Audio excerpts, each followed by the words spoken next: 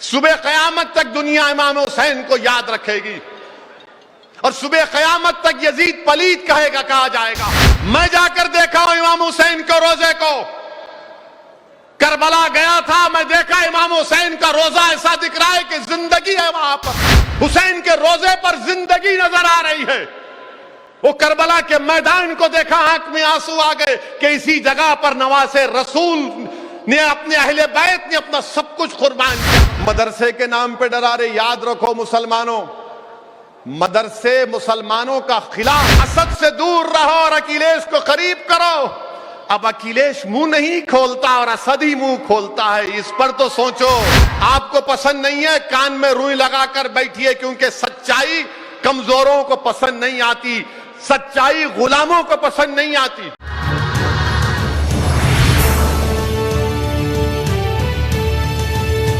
डरने और घबराने की जरूरत नहीं है। बहुत से लोग आए और चले गए, कुछ नहीं कर सकेंगे इंशाअल्लाह ताला। मेरी बात को याद रखो, आप कुछ होने वाला नहीं है।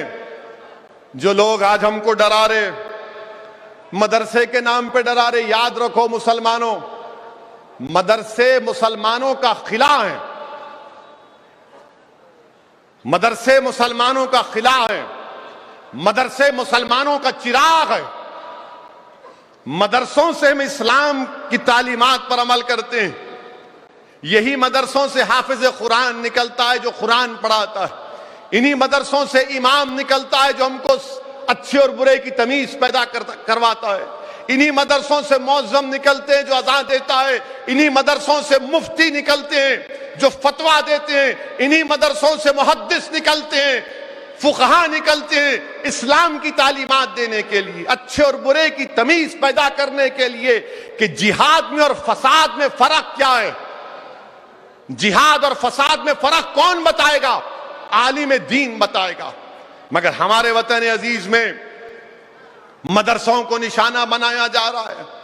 मैंने पहले भी कहा और आज भी कह रहा हूं कि मदरसे का जो सर्वे उत्तर प्रदेश में हो रहा है, मैं उसको कंडेम करता हूं। आप मदरसों का सर्वे क्यों कर रहे हैं? क्वेश्चन नंबर 9 क्या है और उसके बाद के क्या हालात होंगे? मैं तो अपनी बात करता रहूंगा, मगर जो लोग आज मुझ पर तनकीद कर रहे हैं कि वैसे ही तुम उत्तर प्रदेश जाकर इलेक्शन क्यों लड़े, अरे बताओ, आज मदरसों का सर्वे उत्तर प्रदेश में हो रहा है, वक्फ का सर्वे हो रहा है, कहां गए आप लोग? क्यों खामोश बैठ गए आप लोग? ये कौन सी तुम्हारी सियासत है कि जब मैं इलेक्शन लड़ रहा था तो तुम रात के अंधेरों में छुप छुप कर जाकर मुसलमानों की बस्तियों में कहते थे कि असद से दूर रहो और अखिलेश को करीब करो। असद से दूर रहो और अखिलेश को करीब करो। अब अखिलेश मुंह नहीं खोलता और असद ही मुंह खोलता है, इस पर तो सोचो। इस पर तो सोचो, ये कौन सी तुम्हारी सियासत है कि उत्तर प्रदेश में समाजवादी की ताईद और समाजवादी बीजेपी को नहीं हरा पाई तो आप बीजेपी के दुम छल्ले बन गए? ये कौन सी सियासत है आपकी, बताओ। मेरी मुखालिफत करो, मुझे परवाह नहीं है, मगर तुम जिसके लिए काम करे उसको तो बोलो कि मुंह खोल, कुछ तो बोल, जिंदगी का एहसास दिखाओ, दिलाओ उसको, मगर कुछ नहीं बोलेंगे। हम जब बोलते हैं तो बोलते अब हर मसले में बोलते, बराबर बोलेंगे, इंशाअल्लाह बोलते रहेंगे जब तक अल्लाह जिंदगी बाकी रखेगा, सच्चाई को बयान करते रहेंगे। आपको पसंद नहीं है, कान में रुई लगाकर बैठिए, क्योंकि सच्चाई कमजोरों को पसंद नहीं आती, सच्चाई गुलामों को पसंद नहीं आती। और याद रखो मुसलमानों, हिम्मत और हौसले को बुलंद रखो।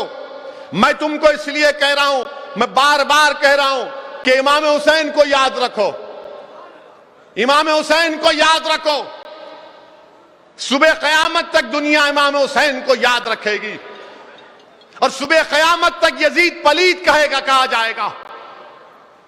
मैं जाकर देखा हूं इमाम हुसैन के रोजे को, करबला गया था, मैं देखा इमाम हुसैन का रोजा ऐसा दिख रहा है कि जिंदगी है वहां पर। हुसैन के रोजे पर जिंदगी नजर आ रही है। वो करबला के मैदान को देखा, आंख में आंसू आ गए कि इसी जगह पर नवासे रसूल ने, अपने अहले बैत ने अपना सब कुछ कुर्बान किया। मगर जब वो रोजा देखोगे तो बोलेंगे यहां तो जिंदगी की मिसाल है। यजीद मुर्दार है, याद रखो। वक्त के यजीदों का साथ मत दो, वक्त के यजीदों का साथ मत दो। मुसलमानों, मैं तुमसे भीख मांग रहा हूं, पहचानो।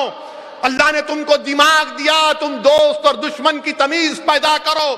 तुम्हारे सफों में जो यजीदी एजेंट है उनको पहचानो, जो हुसैन का परचम उठाकर अपना सब चीज कुर्बान करने के लिए तैयार है, तुम उनका साथ दो। अगर ओवैसी खराब है तो ओवैसी से अच्छे एक लीडर को बना लो। अगर ओवैसी में थोड़ी बहुत सच्चाई है, मजलिस में, तो साथ दो। मगर इन यजीदियों को पहचानो। वक्त के यजीद का साथ दोगे तो फिर वक्त का फिरौन और नमरूद मजबूत होगा। यजीदियों को निकालो तो वक्त का फिरौन और नमरूद खुद ब खुद कमजोर पड़ जाएंगे।